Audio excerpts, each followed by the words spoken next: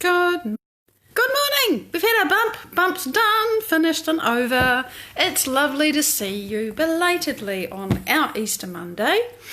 And just grateful to be with you at a later time than usual because I gave myself a holiday sleeping. I didn't sleep in that much, but then I went to spend 2 hours meditating in the field, and that was wonderful, and that's what I love to do. So now we're here, we're doing rocks, of course. Rocks we have, rocks we love. This is amethyst, and it is actually one of the first rocks I ever bought. And, you know, it's beautiful. You can see right through it. What I really liked about it, and which now I realise is really unique, is this beautiful symmetrical shape. It's really lovely. And morning, Marianne, lovely to see you. The nice thing about this one, well, is its shape, and it's really quite transparent. But you see how it sort of looks like it's got a crack through it. It didn't used to have that. There's a bit of a story. It absorbed some uncomfortable vibes, and then it arranged to fall off something just to release that energy, because that wasn't the days when I didn't understand about this stuff. So it's a crystal that I learned from. Good morning, good morning. I can see folks coming on, but Facebook has not yet told me who you are. So it's lovely to have you here. This is smoky quartz, and it's so transparent that it looks like a piece of glass. It does actually have a little inclusion in it somewhere, but it's kind of hard to show you. It's a dodecahedron, of course, and, well, it's a beautiful, sweet little thing. Sacred geometry, it's actually not very symmetrical, but it's a sweet little beautiful thing, and I appreciate it just for being its imperfect self. So there it is. And last but not least today, this I really love. Julie Ann, it's lovely to see you. Good morning. This is quartz, of course, but look at it. You know, it's like a Dubai skyscape or cityscape.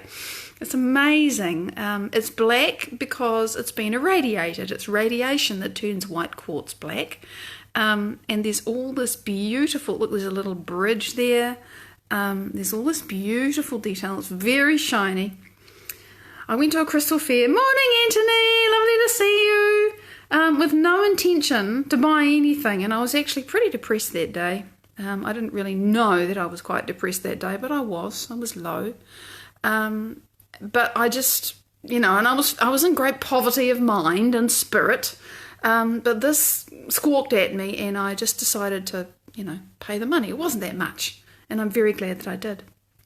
It is gorgeous. I love this. Look, it's obviously broken here, naturally, not when it was harvested. And you can see, you know, white and black. It's fabulous. Chamara, it's great to see you. Patricia, good morning. And look at this. This point, I should say, has it broken? Yeah, it's shattered, right? You can see that it was, you know, see the hexagonal shape, but you can see through it. It's fabulous. There you go.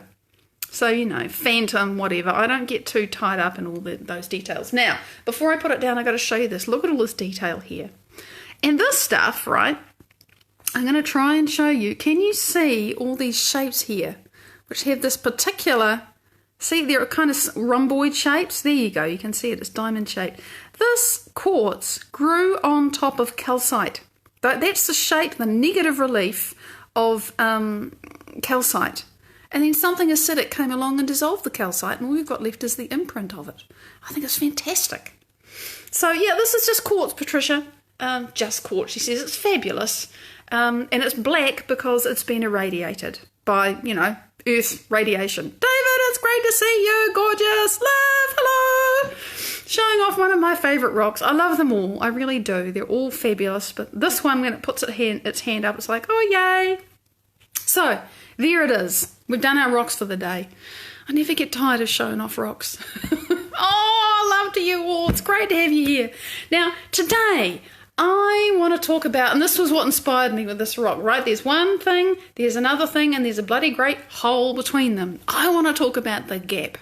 The gap between who I want to be and who I am right now. Carla, it's great to see you, Julian. Good morning. The captain is on the bridge. We are safe from camels now. Camels, bumps on the internet, in case anybody wonders. It's a long-running joke. Don't ask. So,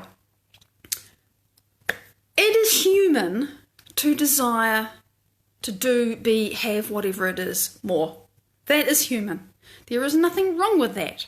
How we show up around that and how we do that, that's another story. Yanni, good morning. And so, that's a challenging question, right? How do I get from where I am now to where I want to be? From who I am now to who I want to be? How do I manifest my healing? How do I manifest my abundance? How do I manifest the relationship I want? How do I manifest work that I love to do instead of thinking, oh God, I gotta go to work today? It's like, oh wow, I get to go to work today and do stuff I really adore.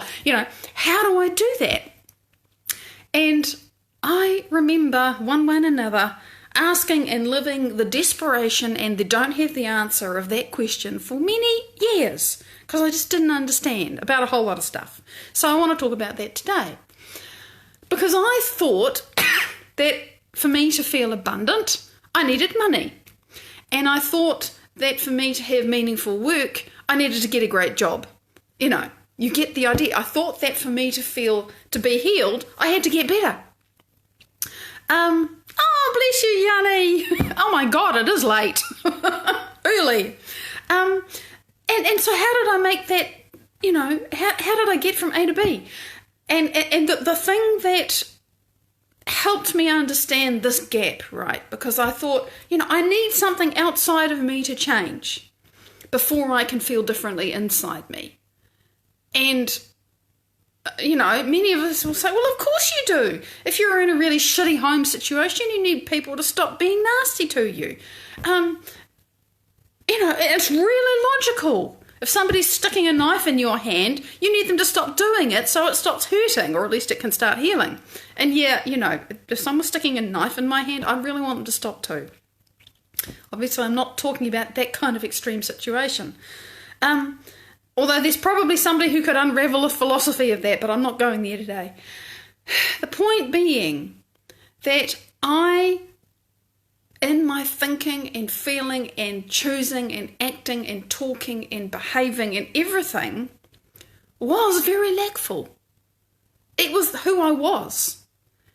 And and this was a thing that I realised very powerfully last week, and it's a great example of what I'm talking about. I realised, looking at my bank account, that it didn't matter to me whether I had just been paid and there was quote-unquote lots in it, or I was watching it go down because, I'm paying for stuff, which by the way is a great privilege and a great abundance to be able to pay for stuff. I mean, wow. But no, every time I pay for something, I feel a loss. Hi, Carol! It didn't matter to me if it was low or if it was high, if money was coming in or if money was going out. Bottom line, it was never enough.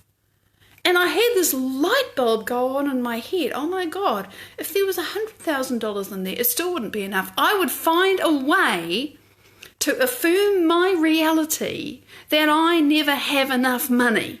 Even if there was $100,000 in there, even if there was $1 million in there, it wouldn't matter. I would still feel like it wasn't enough.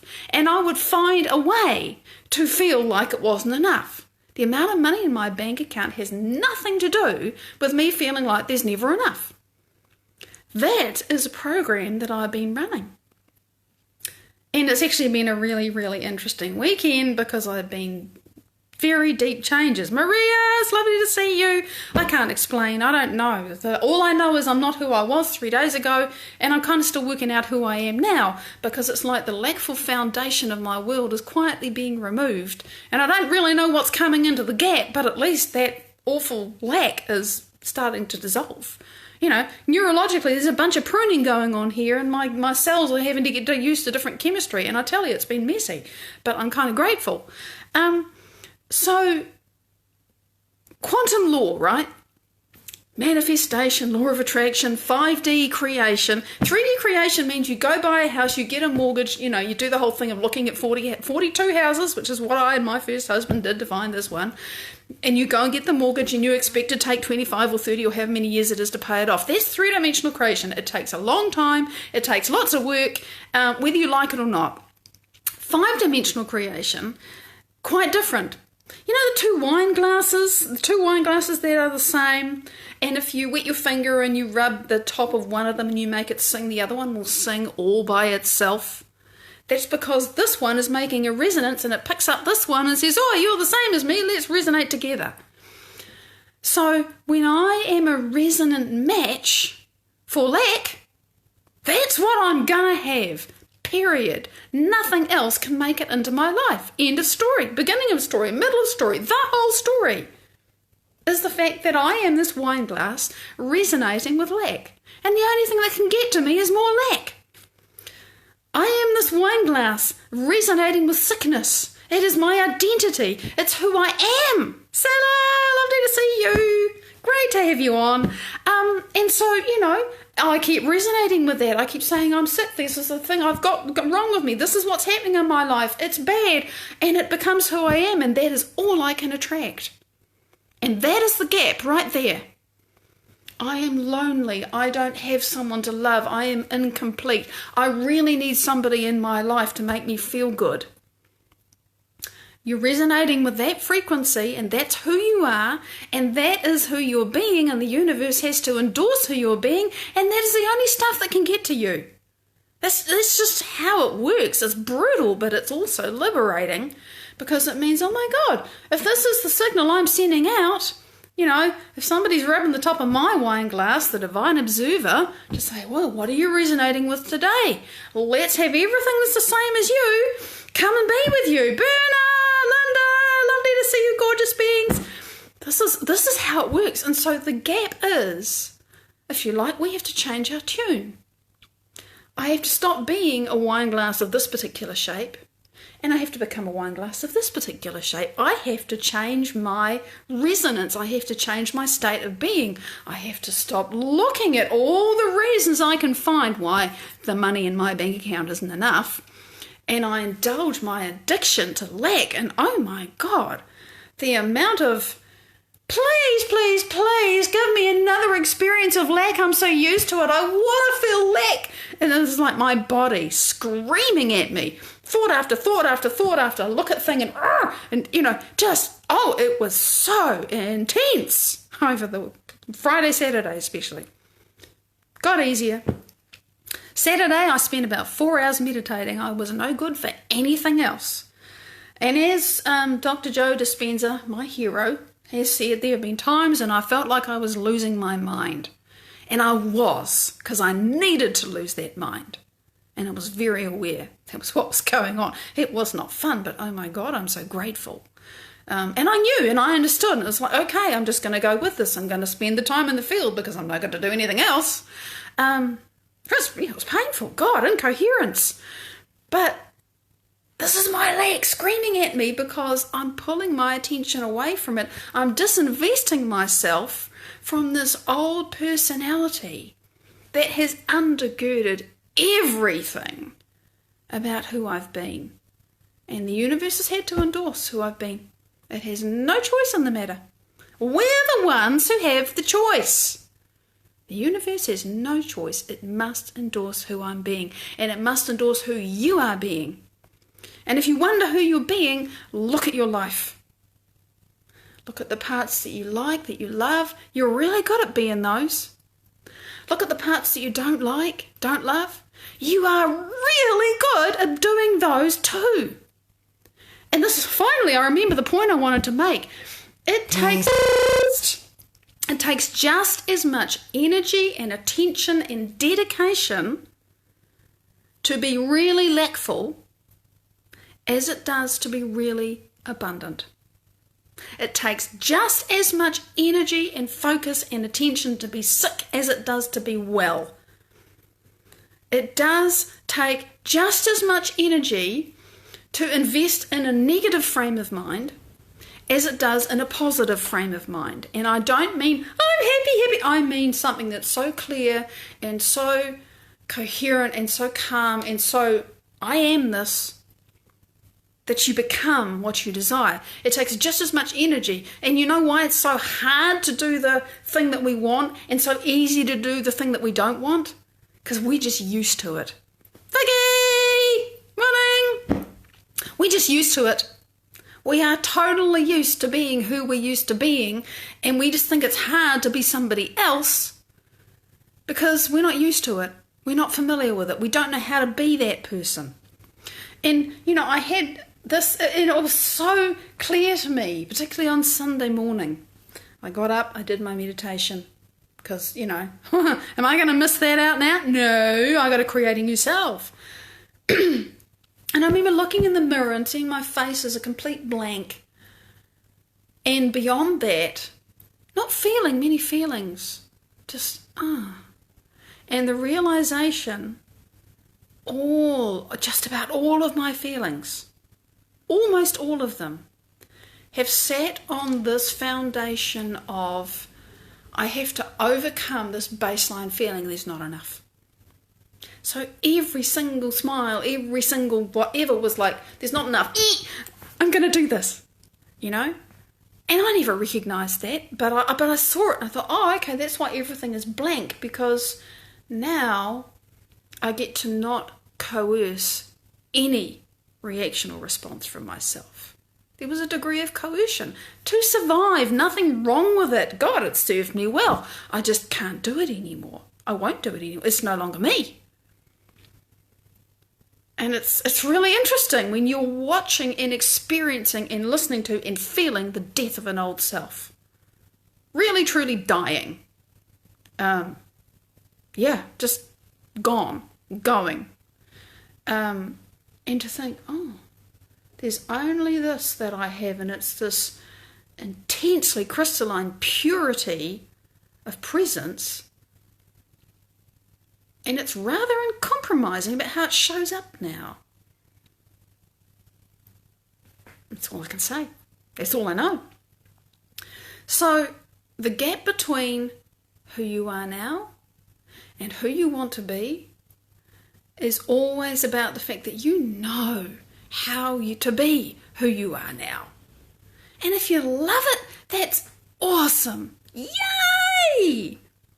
But if you want something else, you gotta love that more than what you're used to doing and being and feeling and, And it is addiction. It really is, because our bodies are chemically conditioned to being that person.